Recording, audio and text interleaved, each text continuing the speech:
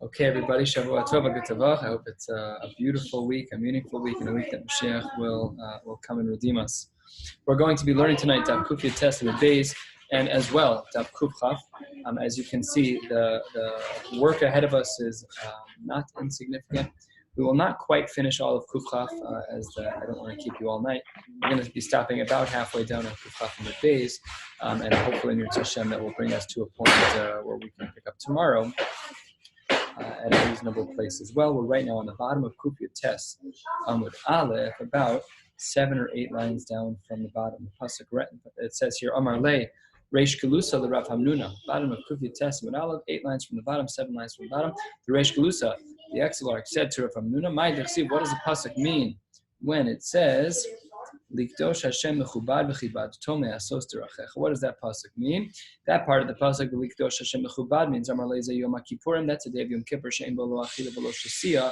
Amar Torah kabdei b'ksos nekiya.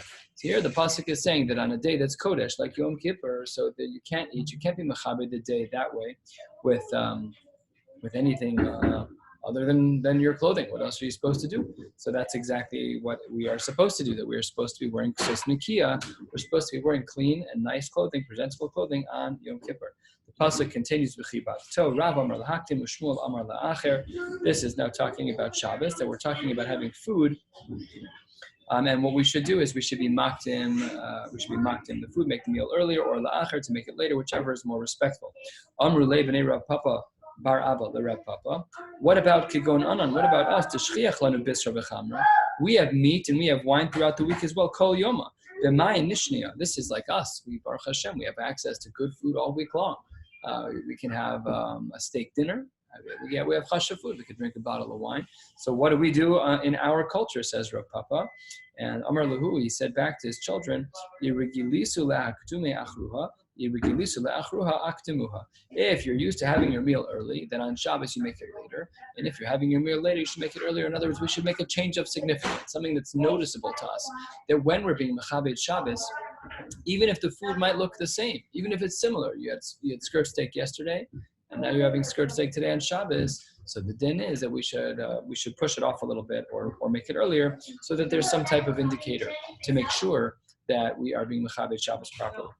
2 lines from the bottom. Rav Sheshes, whenever Rav Sheshes would give shir b'kita in the summer, Mosi bluhu Rabbanan hecha dematyu shimsha, he would sit the Rabbanim in such a place so that the sun would hit them when it was time for Shabbos lunch. This sitva in the fall when it was more cloudy. Mosi bluhu Rabbanan hecha dematyu tula, ki hechi delikumu haya. So he would sit them in a place where the shade would hit them. Meaning if they were learning early in the morning and the sun's not up yet, so then they would know it's kind of bright. But if it's super cloudy, then the shade would hit them, and that's how they knew to get up in the summer and in the winter. And kihechi, so that they would get up right away, so that they get up quickly, and be neheneh from a Shabbos Suda. That's a mitzvah of Oneg Shabbos, according to some, a mitzvah d'oraisa. And in fact, Rav Zera, turning to the top of Kuf Testament Beis, Rav Zera says, Rav Zera Mahadra Zuze Dirabanan. He would go find the chavrusas, the people who were learning together over Shabbos. They might have been engrossed in their learning. Amar le b'matusami naichu, please, I'm begging you, lo techalalune. What a powerful language. I don't want you to be mechalal Shabbos. What was he talking about? Take a look at Rashi on the top of the page. He didn't want them to be mechalal Shabbos. Look at the second line of that Rashi, first few words. Lo sechalalune levatel ta'am nugin. It's beautiful to learn. You should be learning most of the day, most of every waking day. But when it comes to Shabbos, we have a special din of oneg. We have to make sure that we do put aside the learning as it relates to other mitzvahs, and one of them is the mitzvah of Oneg Shabbos, and that's what Rav Zera was trying to push. Second line, Kuf Testament Beis, Amar Rabbi v'Temer Rav Yeshua ben Levi, Afilu Yachid Mispalel b'Erev Shabbos, even one person davening by themselves. This is something that we're unfortunately very familiar with. Tzarech Lomar Vayechulu, a person still has to say the paragraph of Vayechulu. Normally we refer to the paragraph of Vayechulu as Edus, but here what we're saying is that you should say it no matter what. Why? Whenever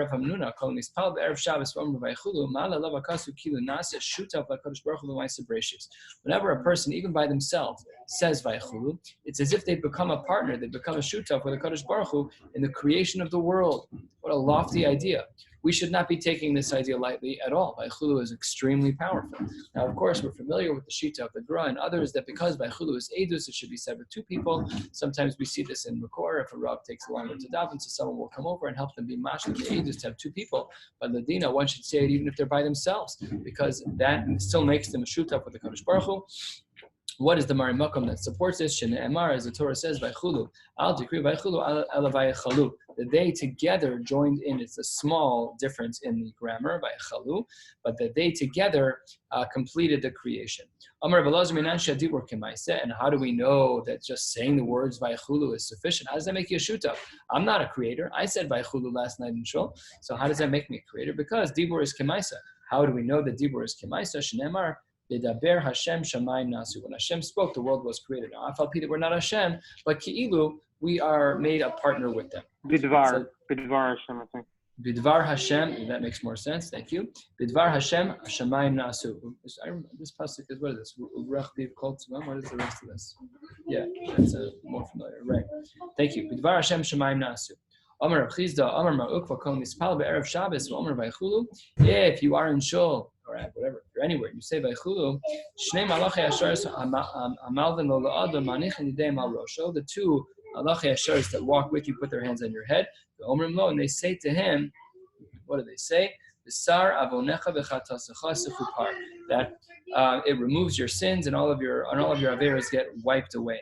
Very powerful idea just to say Vaychulu. Very powerful. Tanya, Rabbi Yossi, Rabbi Yehuda Omer, Shnei Malachei Asharis Malavan Lo La'adam Be'erev Shabbos Beis HaKnesses LeBeiso. There are two malachim that escort us from our shuls to our homes. Echad Tov, Echad Ra. One of these malachim is good, and one of these malachim is bad. When you get home and you see, let's see what you see. Here are the features. Ner Daluk, the candles are lit. The table is set, and your bed is made. The good angel says, I hope the next week is going to look just like this. And then out of compulsion, he has no choice but to say amen. They looked into the house and they saw that this is Taka, a beautiful house, and the Malach HaMavis had no choice, he had to say yes.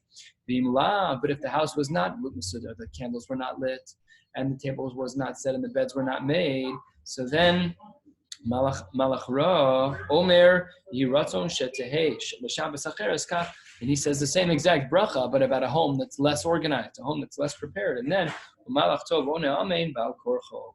Wow, very powerful. We have to make sure that our homes are ready to go for Shabbos. Amar Rabbi Elazar, the second of the middle width lines. Amar Rabbi Elazar, L'olam Yisad Olam Shulchan Bar Shabbos Al Pisha and Tzarech El Chazayis. We know that Ladina, you can be Yotze the Sudas Shabbos with a Kazayis bread, and you should set your table before Shabbos, even if you only have to eat a Kazayis. You might be the only person who has to eat. It doesn't make a difference. Ladina, we should have our table set in advance of Shabbos to show Kavod Shabbos. V'amar Reb Chanina, and this is where we are right now, a beautiful Gemara to learn on this very night. L'olam Yisad Adam Shulchan b'Motzei Shabbos. Even on Motzei Shabbos, there is a din in Shulchan Aruch quoted based on this Gemara as well, that on Motzei Shabbos one should set the table. We should try and make sure that we have a Suda, Sudas Malava Malka, a Sudas Preda, as it were. We were spending Shabbos with HaKadosh Baruch Hu as a Shutaf. We were here together to help create, and out, from our perspective, to remind us about the fact that the world was created by HaKadosh Baruch Hu. That's our weekly reminder. Sometimes we do things out of rote to the degree that we forget why we're doing it. Shabbos is our reminder that HaKadosh Baruch Hu created the world. It is a weekly refresher course in Emunah. And when we say goodbye to Shabbos, we have a Sudas Preda, and one should set the table as well. Fourth of the middle width lines, Chamen b'motzei Shabbos melugma. When there is hot water on Motzei Shabbos, it's healing. Pas b'chama b'motzei Shabbos, and if there's fresh bread on Shabbos, that's on Motzei Shabbos. That's also melugma, that's also healing. Some of the commentaries here point out because they had no way of keeping food warm really throughout Shabbos, and in turn, having something warm on Shabbos would help to make them feel a little bit physically warmer. The Meforshim discuss whether or not there is an obligation, to have freshly cooked food, and the Taz and Yerodea writes, and others, that there is no need necessarily to do that, but one should certainly try to have a Suda, preferably with bread, wash, eat a kazayis, b'chdei achilas pras, and of course to bench accordingly. A beautiful idea.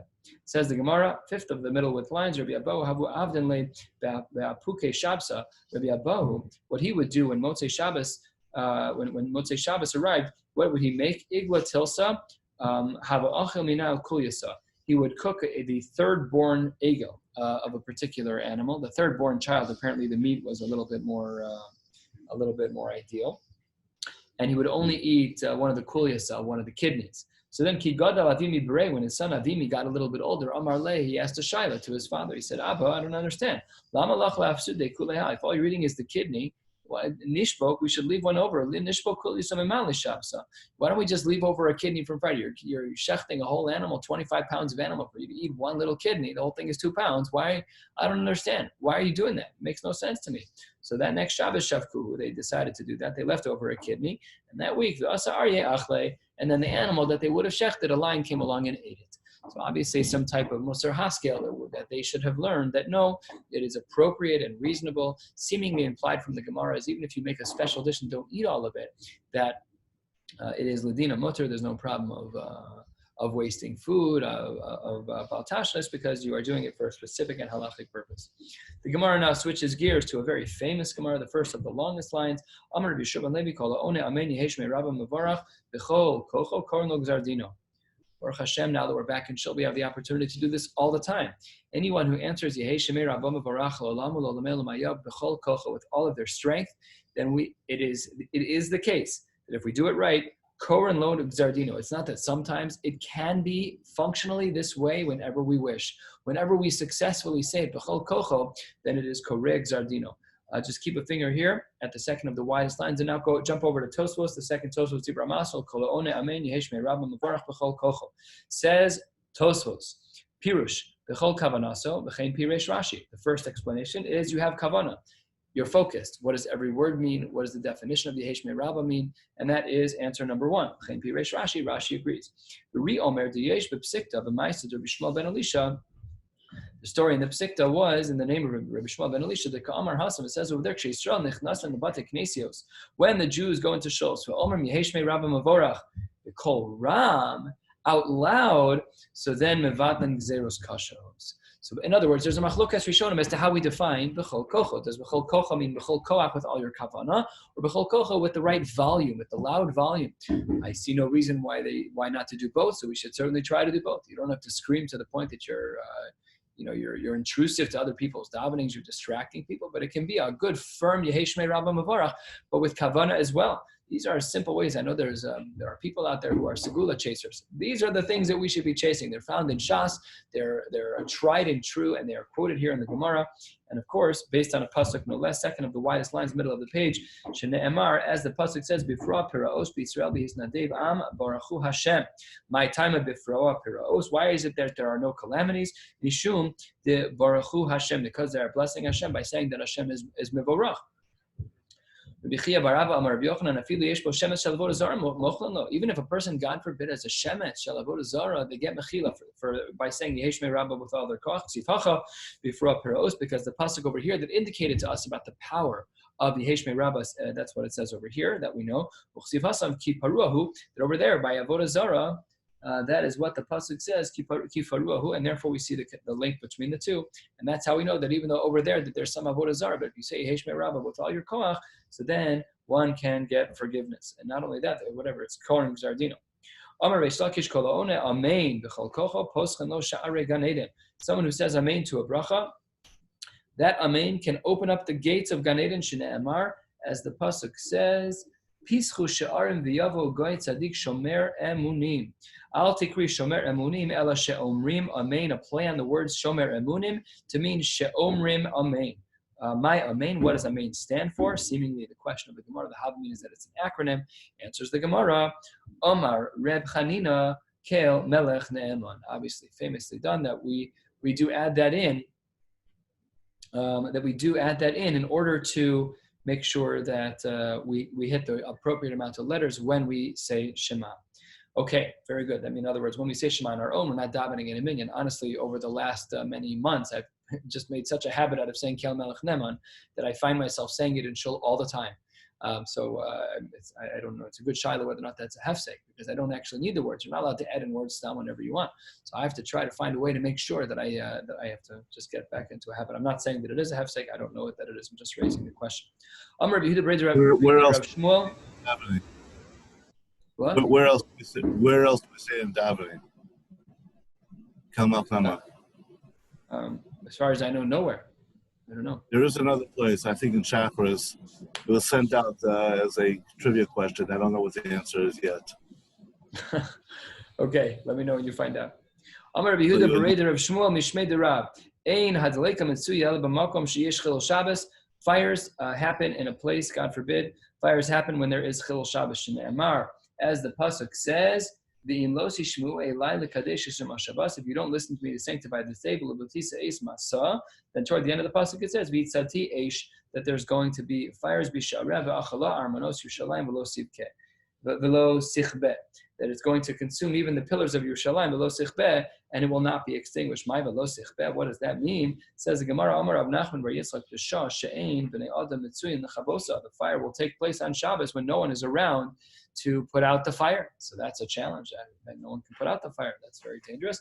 And the Gemara points out that there is a link between violations of Shabbos, and a fire, God forbid. So says the Gemara, continuing here, Amar Abaye, and now the Gemara is going to go through a list of reasons as to why the Churban took place. To be clear, we're familiar with a lot of the Gemaras, the famous ones that we know about, that the Churban took place because of Sinas Chinam, or the other Gemara that talks about this, that there were the Gimel Averos. We're going to see a whole bunch of reasons. And of course, it doesn't mean to be exclusive that any one of these reasons was the only reasons. Maybe different Amoraim have different tipping points as to what would have actually been the Goreim. That's true. Or all of them were somewhat true, and all of them donated to the cause. Nevertheless, the Gemara here lists a number of them. Amar Abaye, about 2/3 of the way down. The only reason why Yerushalayim was destroyed is because of people who did not keep Shabbos properly. Because that's what the pasuk says. The people were not makbid; they were mevatel kriyash mashachris v'arbis. Happens to be that when today Shachris was 9:15.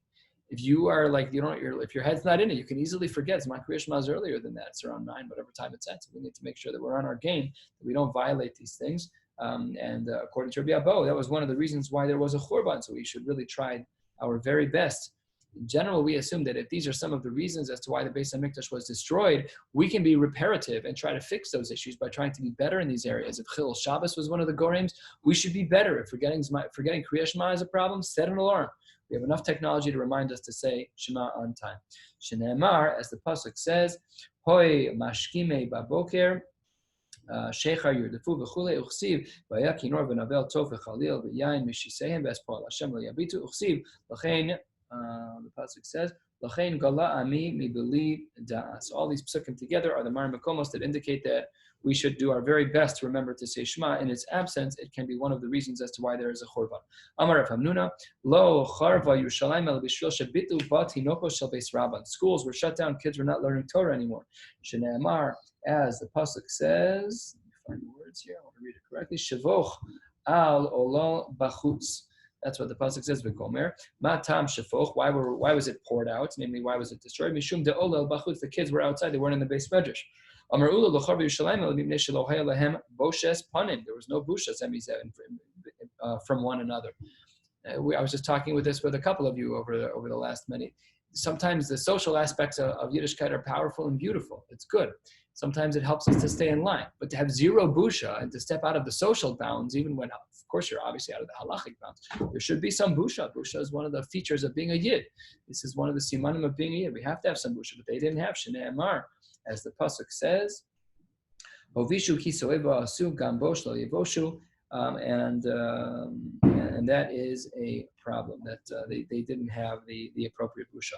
Amar Rav Yitzchak lo charva Yerushalayim el b'shvil shehushu katan v'gadol. They equated the little people with the big people. There wasn't enough kavod of the great people, a distinction, a hierarchy of sorts to see the difference. Shne'emar, as the pasuk says, v'haya cha'am kakohen ke'eved ka'adonav That's the first pasuk. The next pasuk says, it says right afterwards in the same pasuk actually, Hibok Tibok Haaretz.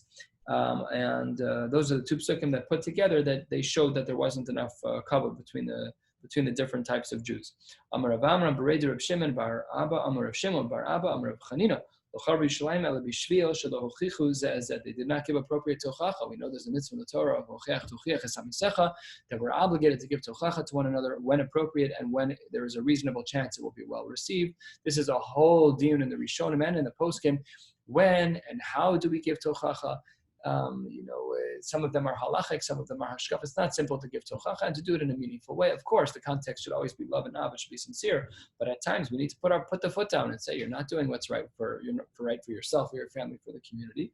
Shene'emar, as the pasuk says. The pasuk says here, Hayu sareha ka'ayalim lo matzeu mir'eh. That when these animals travel together, the head of one animal is by the tail of another. So too,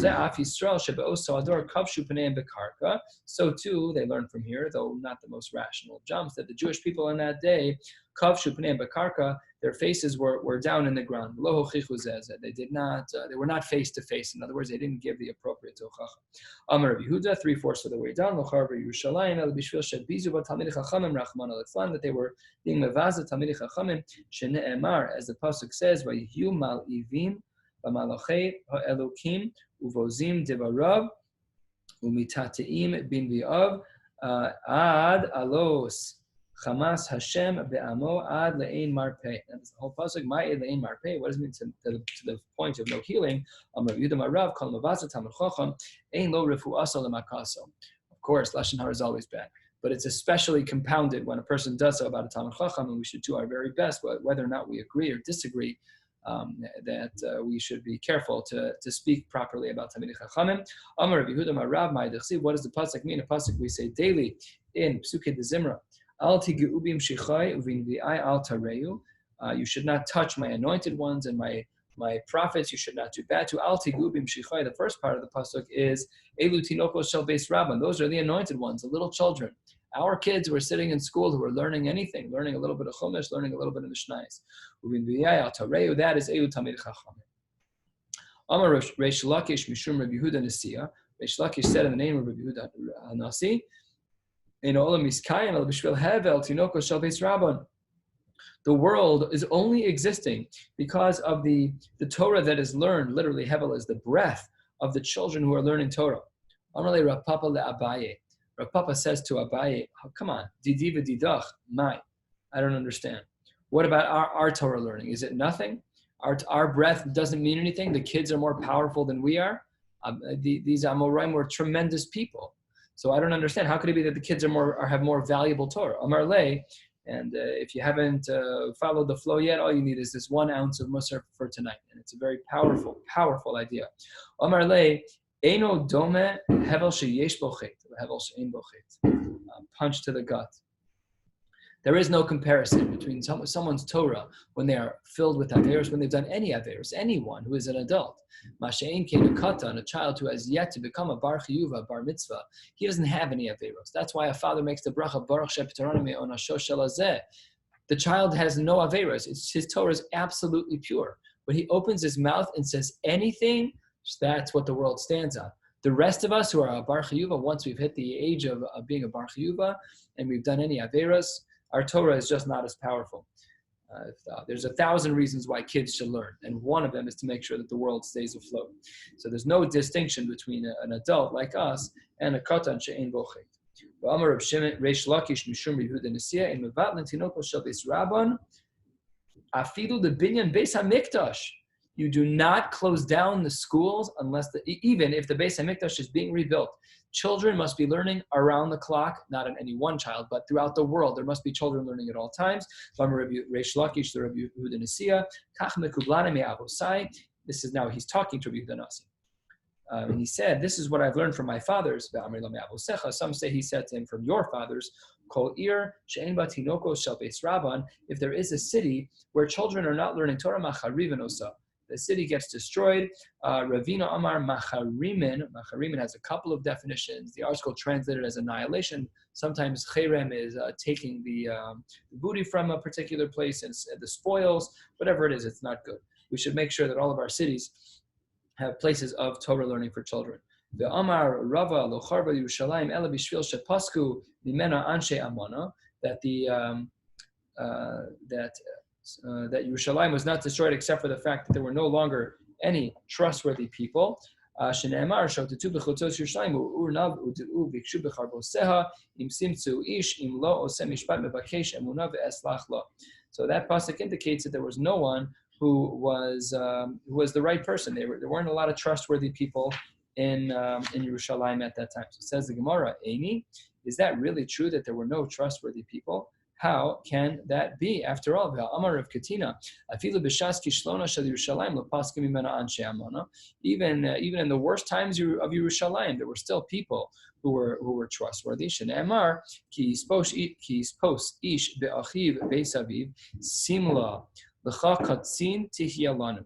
That when a person will be two-faced, he'll grab onto his brother, beisaviv, in the house of his father, and the words are here, he'll say to him, Simla lecha katin tihya lanu.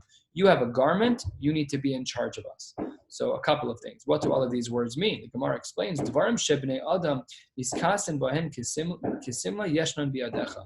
You're like covering yourself up. You think you know Torah. People ask you, hey, can you paskin us a shaila? And you really don't even know the answer. You're just kind of fudging. You're like, I don't want to paskin and so on. No, you don't even know the answer. That was one concern of the generation. And the next part the pasuk says, that that's the end of that pasuk, that there's a stumbling block and it's tachas yadecha, that is underneath you, and that is that you may be knowledgeable, but what does that mean in regards to pshat in the pasuk? Says the Gemara, top of Kufchaf Amud Aleph, dvarim she'ein bnei adam omdin aleihem, that people really are not holding. Nobody's Kona Torah the first time around, and Daf Yomi is one of the greatest samplings of that. Learning it once is difficult enough. The only time you're ever Kona is when you're nichshal, is when you try, you speak it out, you're wrong, you try again, you try to get clarity, and you push, and you push, and you push. No one ever understands it the first time. So that's what it means here. You have to take it in your hands, and you have to mess with it and try to understand the Torah. You have to work hard with it. It's not done with colors. It's not done with ease. People have to try hard to understand Torah. The pasuk finishes, and if you are that person that's willing to try hard, then katzin tihya lanu, then you can be our leader. Yisav ayomahu, the pasuk continues, Yisav ayomahu lemor lo chovesh, he shall become in charge of us, and he'll make a shavua that says that I will not be your ruler, I'm not going to be in charge. And the Gemara explained this, ein yisa, when it says yisa, the person's making a shvua, ein zeh lashon shvua. What is lo sisa shem Hashem? Shua, because of the pasuk, as we know, v'chein hu omer lo sisa es shem Hashem, like the pasuk says, lo ehyeh chovesh, I will not be your ruler, lo ehyeh michov she'atzman beveis hamedrash. That this person was not, he doesn't want to be trapped in the house of a Kadosh Baruch Hu. He's not someone who's been learning stark. Ubeveisi ein lechem ve'ein simla. What does that pasuk mean when this person responds ein lechem ve'ein simla with integrity? He says, I'm not the right guy. What does he mean? She'ein biyadi lo mikra velo mishnav lo gemara. I'm not holding. So basically, what do we see from here? This is a long-winded version of the question. Rava said that there were no people who had amana, who had this integrity, this trustworthiness. Yes, there were. There were people who said, I can't be your leader. And they said, B'lashon shvua lo yisa. I'm not your guy. I'm not, I just don't know enough. I can't paskin shilas for you. So says the Gemara, and questioning this argument, umimai. How do you know that this was for those reasons? Dilma shiny hasam, di amar lahu gemirna amre le emalan. Maybe they'll say that they'll tell them that they wish they know, they just don't know the answer, but they might have been forced, and they're just uncomfortable. Says the Gemara, the Gemara says the reason why is because he could have answered a better answer, which is that I did learn it, but I forgot, and he didn't do that. What does it mean that he says I'm not accustomed to sitting in the base medrash all day? Klal, he meant not at all. Says the Gemara, now we have our contradiction. Rava said that there were no people of Amana, and this proved, because he could have said Shachach, and he didn't, Raya, that he does have some integrity. So answers the Gemara, Kan b'divrei Torah, Kan b'masa umatan. that there was a degree of integrity, but not when it came to Torah. Rabbi was talking about one, and this source was talking about the other, and therefore Rabbi's statement stands that there was a lack of integrity when it came to Torah, and there was no lack of integrity when it came to matters in business dealings. The other way. Rava's statement was talking about business statements where there was a lack of integrity, but when it came to Torah, there was a degree of integrity.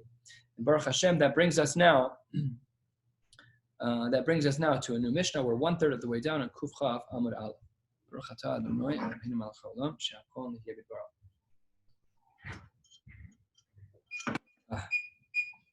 So says the Mishnah. Getting back to some halachic issues about fires, it says the Mishnah as follows: Matzilin sal maleki karos afal pi sheyesh bo mea seudos. Remember, we were talking about the other day that how many meals can you save? You can save 3 meals, maybe 4 meals, according to Rav Chidka. We paskin like Rabbanan. So it says the Gemara, you're allowed to take a whole basket of food. If it's all in one basket, you can take the whole basket, even if it's more than 3 meals. Afal pi sheyesh bo mea seudos. Eagle shel devela. This was a dish where they would press together figs into something, and it was much larger than the 3 seudos, so it was a lot of food. That would be permissible. V'chavis shel yain, a whole barrel of wine. V'omer la'acherim, you can also tell others, Bo'u v'hatzilu lachem, come save food for yourself. If these people were really bright, remember, it's my house, God forbid, in someone's house, there's a fire, and I'm grabbing whatever I can grab. And then I say to others, take stuff for yourself as well, bring it out, and then that way we can save more. Now, if these people were smart, the last of the short lines, they'd make a deal with the person who owns the house. Achar Shabbos, you should make some money. I did some work for you. You should pay me. Hold on one second, please. I apologize.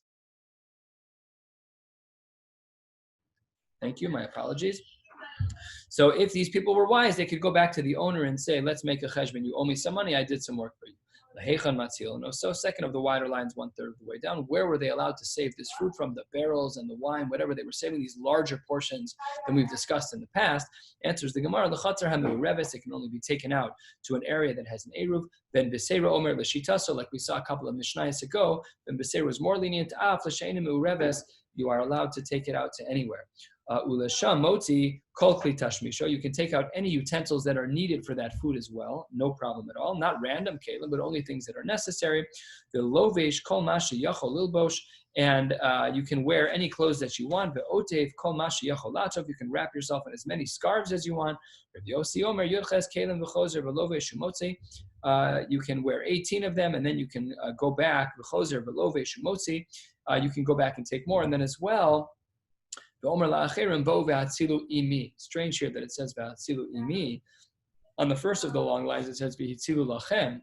This is a question that the Gemara will deal with later today. Let's get started, starting with the Gemara about 1/3 of the way down. V'atanale, I don't understand. You just said here I can take out a whole barrel, I can take out a whole barrel of wine, I can take out a whole basket of food, even if it's more than Gimel Seudos. Says the Gemara, v'atanale reisha, we learned in a previous Mishnah, Gimel Seudos v'sulo. How do you have it both ways? It's either 3 meals or a whole basket with 100 meals. You got to pick one. So answers the Gemara. Amar Rav Huna lo kasha, kan beva lahatzil, kan beva lakapel. Here it's lahatzil, to save, and here it's beva lakapel. What do these languages mean? Take a look at Rashi. Rashi's a few inches above where we are. The first Rashi on the Gemara, bo lahatzil shehitzil bisal echad. Hitzil is representative of a basket. So if we look back in the Gemara, what's Rav Huna answering? It's different than a basket. When you're taking out 1 meal at a time, just imagine like a TV dinner. You're grabbing 1 whole meal at a time. You can only take 3 of those. But if they're all in a huge container, they're in a case, and you can grab the whole case. That's not a problem. A distinction that all the Tanoim seemingly would agree with. Kan bevala hatzil, kan bevala kapel. Okay, good. Vala hatzil matzil es kulan. Vala kapel einu makapel elam. Muslim Gimel Seudos. The basket, you can take the whole basket, but when it comes to meals, you can only take 3 meals. Rabbi Abba Bar Zabda Amar Rab Idi v'idi b'balakapo. Really, everything was talking about individual meals. Lokashia kan la'oso chatzer, kan la'chatzer acheres. Very clever. Here, a little bit of a different answer. No, all of them were individual TV dinners, and I'm allowed to bring a few into this yard, and a few into another chatzer, and a few into another chatzer.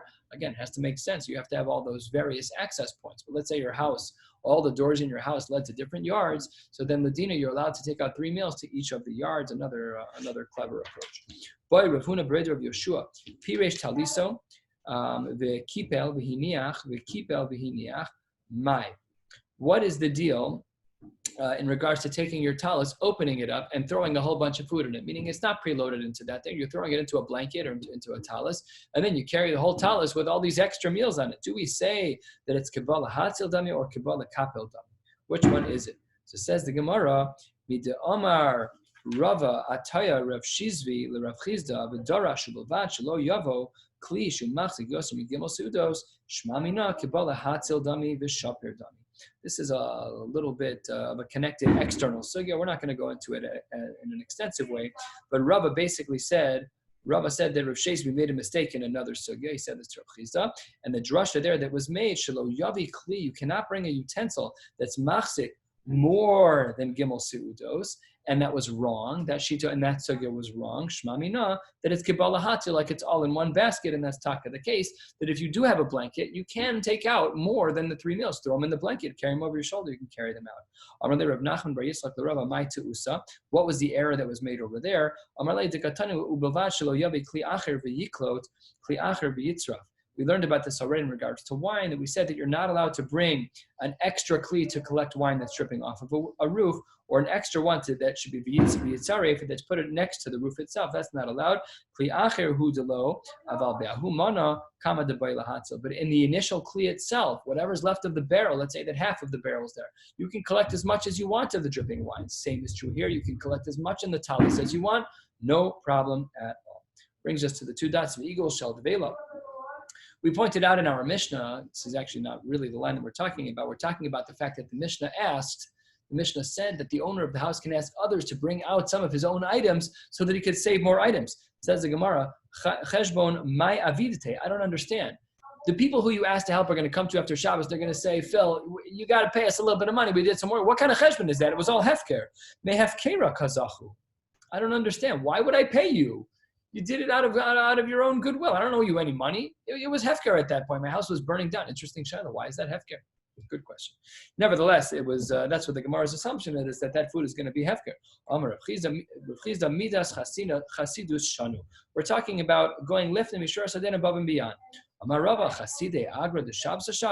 You're saying chasidei, people who are very righteous, they're going to take schar Shabbos. I did some work for you on Shabbos. Oh, you owe me some money. That's called schar Shabbos, right? We don't work on Shabbos. Even when you have a job on Shabbos, like if I do a bris on Shabbos, let's say I was makbid on a price, which I'm not. Let's say I did a bris on Shabbos. So then the family says, how much do I owe you?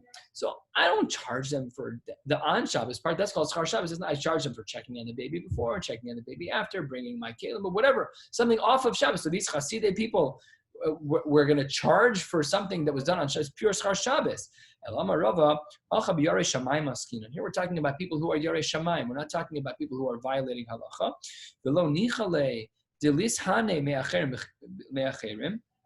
It's not comfortable for them to benefit from something for free. It's also not, they don't feel right. I worked hard. Why am I not getting paid? And here's really the knech here. What about schar Shabbos? If they knew the din, they knew this is not schar Shabbos. I'll tell you why in a minute. Why is it not schar Shabbos? Because when it wasn't planned, when something comes up on Shabbos, then there's no isser of schar Shabbos. Then you can collect on that after Shabbos. And that's what happened here. The fire wasn't planned. 2 p.m., everybody, fire a person's house. No, it was obviously all in ones. You weren't in charge of the scenario. So obviously that's not a case where there's an issue of schar Shabbos. If you're a pikeach, you're yarei shamayim, then you could say, Taka, I'm not comfortable doing the work for free. You owe me a little bit of cash. I worked for you. I charge minimum wage. I charge 30, whatever the agreement is. Fine. And that's how the Gemara answers this question. The Gemara here is now bothered by the language that I mentioned earlier, that the Mishnah in one place says, if you look back in the Mishnah, this is the first of the longest lines, where it said in regards to the food, it says, V'hatzilu lachem. But in regards to the begadim, why the distinction in language? Amrei. We made a distinction in language to indicate the difference in what you're doing. In one area, you're talking about food, and there in general, it's only mazon for gimel seudos. But in regards to clothes,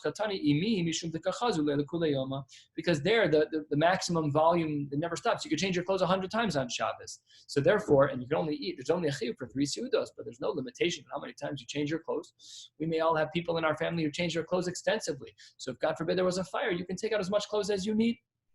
No problem at all. Speaking of which, let's get into that sugya right now. At the 2 dots, about 15 lines from the bottom of the page. Tanu Rabbanan, Lovesh, Motzi, Uposhe. You wear clothes, you walk outside, you remove the clothes, of course, staying modest and keeping on a base layer, no problem at all. And then the chozer below Veshu Motzi, Uposhi. And then you can do more.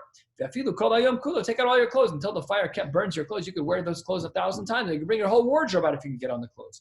Divi Reb Meir. Yosi Omer, Shmona Asar Kalim. There are only 18 pieces of clothing that you are allowed to take out. And I'm going to just read them from the English here because these are, it's not, we'd have to spend time on each one of these. What are the 18? Rabbi Yossi says there's 18. Ve'eluhen Shmona Asar Kalim. Miktoren, Unkali, Upunda. A particular type of coat, and then a coat on the outer side of that, and an outer belt. Kalbus shel pishtan ve'chaluk. A linen jacket, and then a tunic, another shirt that they would wear. Ve'apilos, a robe. Uma'afores, something to wrap around your head. Ushnei svarkin, these are these types of bands that were worn around the leg to hold up socks or something along those lines. Ushnei minalim, 2 shoes. Ushnei an pilaos, these were 2 socks. Ushnei pargo, these were 2 things that were worn on the upper parts of the leg. V'chagor shebemasnav, to wear a different kind of belt, but these 2 belts were separated from each other because otherwise what are the 2 belts doing? V'kovea sheberosho, to wear a hat on your head. The sudar shebetzavaro, and a scarf that you could wear around your neck. Those were all of the different garments that Rav Yossi would allow one to take out, but he did not have the laundry list. You couldn't take out every last blessed piece of clothing. It only makes sense to take some of them out. Well, you have a tuxedo. You're going to wear your tux on Shabbos. You have your bride's dress. What does that mean? Nobody wears those twice. You wear it once. You're keeping it because it's a relic. It's something that's important to you. But maybe you can't take that out at all. So Rav Yossi be mechalek and say you're not allowed to do that. Sentimental. Right. So the Mishnah writes 10 lines from the bottom of the page. Rav Shimon ben Nanas Omer porson or shel gedi al gabe shida tebu migdal. Let's say there's a fire, so you can spread out leather of an animal because the Meforshim here point out, as the Mishnah, not the Meforshim, the Mishnah points out that you could take something that's made out of leather and kind of protect things that have yet to catch fire. How so? So the Mishnah continues here to say, it doesn't really burn, it singes, it kind of, the edges will become burned, but it doesn't catch on fire properly. You can actually make a mechitza with any types of, forget about this is now separate of the leather. The leather is sugya 1, sugya 2 in the Mishnah. You can line up your kalim to be a line of defense in the fire. Whether they're filled with liquid or not, in order to prevent the fire from transferring from one place to the next. However, he says there are certain utensils that you're not allowed to use because this particular one, which is a kli cheres, it's made out of it's earthenware and it's new. So there, with the heat, it actually could crack and the water would come out and the water would put out the fire. This is referred to in halacha, as we'll see shortly, called gram kibui. You are somewhat indirectly causing for a fire to go out. Is that allowed? Is that not allowed? Clearly, the sheet of Rabbi Yossi was not such a fan. These new utensils, which were made out of earthenware and which were likely to crack, and if they were filled with water, they were not allowed to be a barrier to prevent the fire from moving because because they'd crack open and then they put out the fire, and that's not allowed. 4 lines from the Gemara, and the Gemara opens, Amar Rav Yehuda, Amar Rav, talis she'achaz ba'or, if you have a garment, a talis that lights on fire, mitzad echad, then nosnin aleha mayim, mitzad achar, you're allowed to saturate the far side of the garment in order to keep that side from burning, because that's not mechabe. Mechabe is putting out the fire. It's not preventing fire from reaching other places. So I could pour water on that far side. V'im kavsa, it happens to be that the water, just through absorption, it starts to go through the garment and puts out the fire. That wasn't your intention. So that, the Gemara says, is okay. Meisive, is that really true? So then, what do? Your poshta, miskase, you unroll it, and hopefully it'll go out. Being kavsa. Sefer Torah, she'achaz ba'or, poshta v'kor, you unroll it, and hopefully the fire will go out. Being kava. So I don't understand. You just said that you're only allowed to put water, but here we see that there's a different approach. Turning to the very top of Kuf Chaf Amud Beis, says the Gemara, Hu de Amar Kirib Shimon ben Nanas. This one of these shitas is like the shita in our Mishnah, which was a shita of ben Nanas, that you're allowed to do some type of preventative work, and the other shita is not like ben Nanas. Amar de Amar Shimon ben Nanas mibnei shu mecharech. Gram kibui mishari. Fine, I understand that in our Mishnah you're trying to quote from Rav Shimon ben Nanas, who said that the leather is not going to burn, so it's mutter. But how do you get from the Mishnah that Rav Shimon ben Nanas says that gram kibui, that causing a fire to go out, how do you know that that's allowed? Gram kibui mi amar. So says Gemara, yes, it's absolutely the case. Because what did the Seifa say? The Katani Seifa, we learned the Shita of Rav Yossi. What did Rav Yossi say? Oser b'kli cheres chadashim alein mayim. Why did Rav Yossi say that you're not allowed to use these particular earthenware things that were new, that were filled with liquid? Why not? Because she'enon yecholon lekabel esaor, they can't handle the heat. So what do we see from Rav Yossi? Rav Yossi holds that gram kibui is aser. Michlal, what does that imply? The Tana Kamashari. It implies that Rav Shimon ben Nanas holds that gram kibui is mutter. So that's how the Gemara answers this question, that yes, it is in fact the case that we can assume that Rav Shimon ben Nanas held that gram kibui is mutter, because Rav Shimon ben Nanas held, that Rav Shimon ben Nanas would hold that gram kibui is mutter, because Rav Yossi held that gram kibui is aser. Very good. Tana Rabbanon. Ner shal gabe tavla, if there is a candle that's lit on type of a piece of wood or on a board, some type of tray, minar esa tavla, v'hinofeles, you're allowed to shake the board if you need the board for something, v'hinofeles, and the candle may fall, v'im kafsa kafsa, if the fire goes out, it goes out. Amrei debei Rabbi Yanai lo shanu, when is that true? Ela b'shocheach. You can only take that board and shake off the candles if the candles were initially put there without you remembering that you needed the board on Shabbos. But aval b'maniach, if you put them there on purpose, so like we have our Shabbos candle sitting on a tray, the tray is dedicated to the candles. So then I'm not allowed to shake off the candles minus the risk of fire. We're assuming that there's no risk of fire. I'm not allowed to shake off the candles there if I need the tray. Why not? Because, and this is a very important principle, we saw it once, but this is really the Mari Makom, that when you put the candles on the tray, and you did so with intent, you didn't forget about the board. You knew you were not going to use the board, but now you want to use the board. Now you want to use the tray. That's not allowed. That's naseh bastis l'davar ha'aser. So we have this principle in halacha that something that's bastis l'davar ha'aser, so then it becomes muksa, and you're not allowed to shake it off, even if you need the board. Masha'enken, if you were shocheach, I did light the candles there, but I don't normally light the candles there, and I forgot that I needed the tray. So then one is allowed to shake off the candles, being kafsa kafsa. So says the Gemara, Tana, Ner Sha'achore Hadelas, another sugya that Tanaim teach us. What about a candle that's behind the door? Ner Sha'achore Hadelas, Poseach v'noel kedarko. You can open the door regularly. What about the wind from the door? You create a draft when you open the door. So then the din is, Vim kavsa kavsa, the fire goes out, it goes out. So says the Gemara, Layit Allah Rav. Rav gave a curse to this person who opened the door. What are you are risking blowing out a candle, which is kibu. You're not allowed to do that. Says the Gemara, Amar le Ravina le Ravacha b'rei de Rava. I don't understand what your father's talking about. Some say it was Ravacha b'rei de Rava le Ravashi. My time, alayta le Rav. I don't understand why Rav said that this is problematic. Ilema mishum de Rav savar la Rabbi Yehuda. If going to the sugyas like we've talked about before, malacha shein tzricha legufo or davar shein miskavein. If you want to say you hold like Rabbi Yehuda, and that's why Rav is upset, the Tanakh Tani and in the Tana, in the source in the Tana Tani, it says he holds like Rav Shimon. So then that's a reason to curse someone? If I hold like Rav Shimon and you hold like Rav Yehuda, you can't curse me for holding like Rav Shimon. So that's what the Gemara says. I don't understand. Mishum de Rav savar like Rav Yehuda called the Tani Rav Shimon meilad laidla. You get to curse someone just because you don't like their shita? He's got a real shita in the Tanaim. Why are you being so sharp, Rav? I don't understand. Amar le. Oh, he said back to him, no, you don't understand Rav's opinion.